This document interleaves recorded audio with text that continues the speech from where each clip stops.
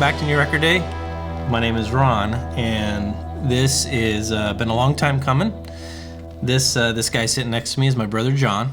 This gentleman right here, you know me. This is Danny Richie. So this is officially, guys, the very first time that I've met Danny in person. It's been a blast. We came in earlier, sat down, started listening to some speakers and Danny's rig, and we want to talk about it. So that's what this video is about, is our very first impressions right out of the gate. What do we think? It was fun watching you guys as I started going through songs. Yeah. And it was fun to watch you guys recognize every song. Yeah. No matter what I threw out there, it's like, oh yeah, you recognized it immediately. So I think that was helpful because a lot of the music that you played, I've listened to hundreds of times on my system at home, and so you kind of have that muscle memory of what it sounds like, and then you hear it here, and I realize how weak my system really is. Let's just kind of start with the basics. You are running, a lot of your gear is running off of the grid, and you've hinted at this in videos, you've talked about this in videos, but we haven't really dived in super deep. And the rig that we were listening to earlier, at the heart of it, we have the Dot Audio preamp, which is a 2 preamp buffer. Also has gain as well, correct? Yeah. Was it on the gain setting? I should actually... No, that one is just Unity gain. Unity gain, no gain. No gains. You also have, as your source, a highly modified Mac Mini. Right. Whole lot of customizations. We're not going to dive into the nitty gritty of that, but that is also battery powered. Right. So we battery powered preamp, battery powered source, and then you also have a battery powered DAC. Right. That was built... It's a custom DAC. By a number of different people, including Gary Dodd as well. It was part of some of the DB Audio Labs early research onto their next level of product, and it was something that kind of got passed around as a prototype or a test bed, so to speak. Okay. And it's been tweaked a lot. And then the amp. The amp. Yeah. Now the amp is newer to you. Yeah. A new addition to your rig. It is. It's all Tyson's fault. For those of you guys who watched. Thanks, Tyson. You jerk. Watched one of the earlier Tuesday Tech Talks where Tyson was here. He brought a 300B amp over, and it was really good. And he found one somewhere online. Someone had it for sale, and I jumped on it immediately. And of course, took it apart and upgraded it, and put tube connectors on the output, and put MyFlex copper caps in the input. Did away with the volume pot, and just did away with all this junk that was on it and upgraded everything, and it's maybe a third of the way into the burn-in process now. It's been running for about a week and a half. Okay. Non-stop. Okay. So it's getting there. Yeah. And we could say it's there. It's pretty close. I don't know how much further there's a lot more time. I don't know what you're waiting for, Danny. Yeah. It still may open up quite a bit still, but it was still pretty special. Yeah. And yeah, but that's on the grid, and the servo amplifiers for the servo subs are on the grid. But yeah, everything else being off the grid, the thing you get with that is just dead quiet noise floor. Yeah. Especially when you're talking your front end. When your front end is that quiet, yeah, then the capability of hearing a lot of those things become much easier, much more distinct. Now, for you guys that familiar with my channel, obviously you guys know that I have the NXoticas. Now the speakers that we were listening to are the big brother of the NXoticas. They're called the NXtremes. And think of my NXotica much taller with more woofers on top. Yeah. That's the bottom line, right? Yeah, we're just letting more drivers share that low frequency load. Okay. Is the crossover implementation like kissing cousins? Are they very similar? Oh, it's almost the same. Almost the same. Some of the values are a little bit different. The sensitivity is about half a dB louder. Okay. But everything else typology-wise is the same. It's almost the same and speaker. 9 watts power. We were driving them with 9 watts. 9 watts. They were freaked out over that. We were playing pretty more than comfortably levels. 100 dB. We're hitting some pretty good peaks with those. That's no like doubt 90. That we were listening to. I've lost 2 years of hearing because of today. So. He's exaggerated. I did. The speakers are 94 dB sensitivity, so the 9 watts went a long way. Yeah. So impressions. Yeah, impressions. And we won't make this long-winded because we got a lot of speakers we're going to be going through. So the very first thing that I noticed that freaked me out was for me, the Exotica is with my gear, Vinny Rossi Leo. It's no joke. It's a $10,000 integrated amplifier with all different types of speaker cables, power cords, you name it. Through the years, I've tried a lot of different stuff.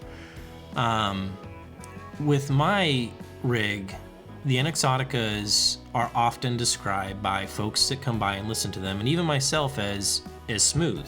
Like, they're easy to listen to, and there is certainly a lot of clarity. There's no doubt about that. I'm not saying they're warm. I'm saying they're just a very easy to listen to speaker. What freaked me out right away is that when I sat down, I listened to the In Extremes, is there was unbelievable clarity coming out of these speakers, and that's the honest to goodness truth. John recognized it right away, so did I. It took us maybe 2 tracks, and we're like, okay, this is a different ball game than what we're used to playing. So that was my first genuine word that I landed on, is, man, there is some clarity here. And at the same time, it's not like, like artificial, like they're trying to win you over with crazy detail. It's not like that often leads to fatigue. This was like a very engaging clarity. Yeah, I would say for me, just a little background, I met Danny first through Facebook, and Danny's basically my mentor with learning how to design speakers, and so it was really a pleasure to come and meet him. So he helped me initially design the speakers that I listen to, that are my speakers. And they're good speakers. I have to say they're good speakers now. I can't say they're excellent speakers. They're good speakers, and they were excellent before we showed up. They were amazing before I showed up here, and they've since downgraded a bit. Freaking Danny. Yeah, I told you years ago I was going to ruin you. Yeah. But the point here is they're a different speaker. I don't have open baffle speakers. They're a ported two-way design with subs, sealed subs. So the sound signature is going to be a little bit different than what we're hearing anyways. But what I heard in a lot of the tracks compared to my rig was, as Ron mentioned, much more clarity, much more detail, but not harsh detail. No. It was pleasant detail. And then where I really can't compete, and this was the big aha for me, is what those servo subs are doing down low. I mean, I've got 2 8-inch subs doing all of my low end work, and you've got 6 12-inch servo subs doing all your low end work. Yeah. And it's like you can't compete with the sheer number of drivers that are doing that work there. Yeah. Super dynamic bass. I also mentioned this to Danny too, like the rapport and the decay of the bass, it's instant. It hits and it's gone. It's gone. And it's so fast and so smooth that I'm like, wow, that I can tell with my room, I get a little bit too much decay or a little bit too much room or box noise that's coming as a result of my bass. And so those low frequency waves will bounce around through the room quite a few times. Yep. Yeah. Like I've always said with bass, is it's all about settling time. Yeah. It's all about how fast can the driver recover. Yeah. And with 3 playing the same SPL level as 2, obviously they're not moving as far. Yep. And they're going to settle faster. And that's another reason the In Extreme kind of takes that bass response to another level. There's 8 drivers there handling that lower range, so they don't have to move very far at all. A lot of times when we're pounding on them, we're thinking, man, that sucker's hitting me in the gut. You look at those drivers, they're barely even moving. So the settling time is just instantaneous compared to a big heavy driver. Yeah. The other thing I'll say too, and again, first time on video, I don't want to take all the time, but I am the smarter and wiser Bernays, so I should have a little bit more time. And that's the end of the show, guys. I knew that brotherly competition was going to come out any minute here. But I'll say this. That's a wrap. I've been to the show in Newport with Ron. Yeah. We went into rooms where there were $50,000 to $100,000 speakers set up in certain rooms, and referencing Danny, your last tech talk, they were in the wrong rooms. They were not treated.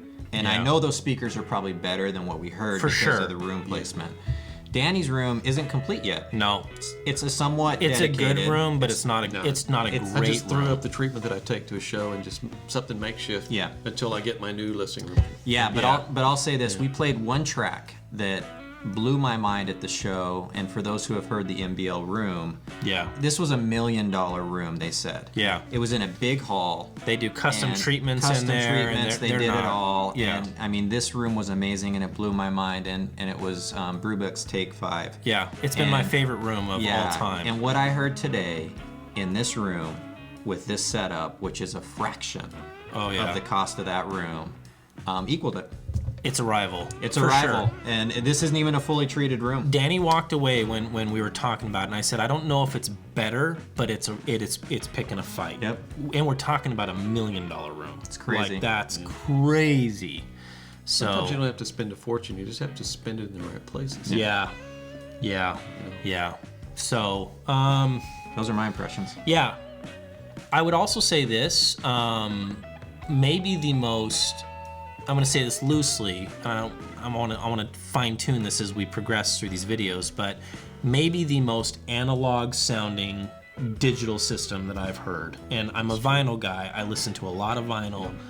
That's where I cut my teeth with this channel, as you guys know. And I mean, it's crazy how you've got so much going on that is something that I hear that is like the magic in vinyl. It's like you're able to somehow Channel it in. channel it It's in. about trying to make it musical. He's probably got a turntable set Well, up no, somewhere. bro. Think about this. It's behind the curtains.